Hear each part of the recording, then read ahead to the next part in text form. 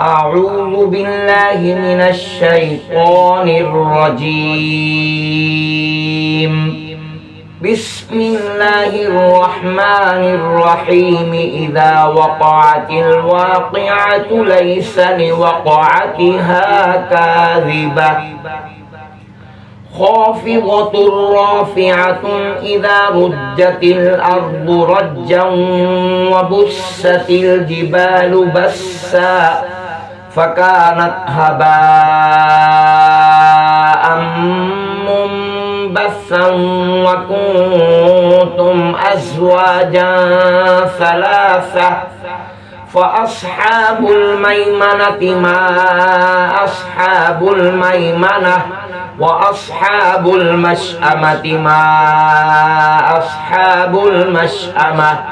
والسابقون السابقون أولئك المقربون في جنات النعيم. ثلة من الأولين وقليل من الآخرين على سرر موضونة متكئين عليها متقابلين يطوف عليهم ولدان مخلدون بأكواب وأباريق وكأس من معين لا يصدعون عنها ولا ينزفون وفاكهة مما يتخيرون ولحم طير مما يشتهون وحور عين كأمثال اللؤلؤ المكنون جزاء بما كانوا يعملون لا يسمعون فيها لغوا ولا تأثيما إلا قيلا سلاما سلاما.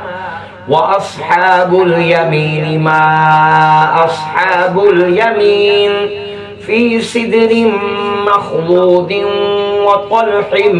منضود وظل ممدود وماء مسكوب وفاكهة كثيرة لا مقطوعة ولا ممنوعة وفرش مرفوعة إنا أنشأناهن إنشاء فجعلناهن أبكارا عربا أترابا لأصحاب اليمين ثلة من الأولين وثلة من الآخرين. وأصحاب الشمال ما أصحاب الشمال في سموم وحميم وظل من يحموم لا بارد ولا كريم إنهم كانوا قبل ذلك مترفين وكانوا يصرون على الحنث العظيم وكانوا يقولون أئذا متنا وكنا ترابا وعظاما أئنا لمبعوثون أو آباؤنا الأولون قل إن الأولين والآخرين لمجموعون إلى ميقات يوم معلوم ثم إنكم أيها الضالون المكذبون لآكلون من شجر من زقوم فمالئون منها البطون فشاربون عليه من الحميم فشاربون شرب الهيم هذا نزلهم يوم الدين نحن خلقناكم فلولا تصدقون أفرأيتم مما تمنون أأنتم تخلقونه أم نحن الخالقون نحن قدرنا بينكم الموت وما نحن بمسبوقين على أن نبدل أمثالكم وننشئكم فيما لا تعلمون ولقد علمتم النشأة الأولى فلولا تذكرون أفرأيتم ما تحرثون أأنتم تزرعونه أم نحن الزارعون لو نشاء لجعلناه حطاما فظلتم تفكهون إنا لمغرمون بل نحن محرومون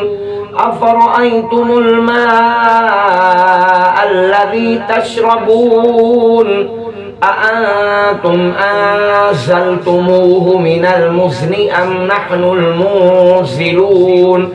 لو نشاء جعلناه أجاجا فلولا تشكرون أفرأيتم النار التي تورون أأنتم أنشأتم شجرتها أم نحن المنشئون نحن جعلناها تذكرة ومتاعا للمقوين فسبح باسم ربك العظيم فلا أقسم بمواقع النجوم وإنه لقسم لو تعلمون عظيم إنه لقرآن كريم في كتاب مكنون لا يمسه إلا المطهرون تنزيل من رب العالمين أفبهذا الحديث أنتم مدهنون وتجعلون رزقكم أنكم تكذبون فلولا إذا بلغت الحلقوم وأنتم حينئذ تنظرون ونحن أقرب إليه منكم ولكن لا تبصرون فلولا إن كنتم غير مدينين ترجعونها إن كنتم صادقين فأما إن كان من المقربين فروح وريحان وجنة نعيم وأما إن كان من أصحاب اليمين فسلام لك من أصحاب اليمين وأما إن كان من المكذبين الضالين فنزل من حميم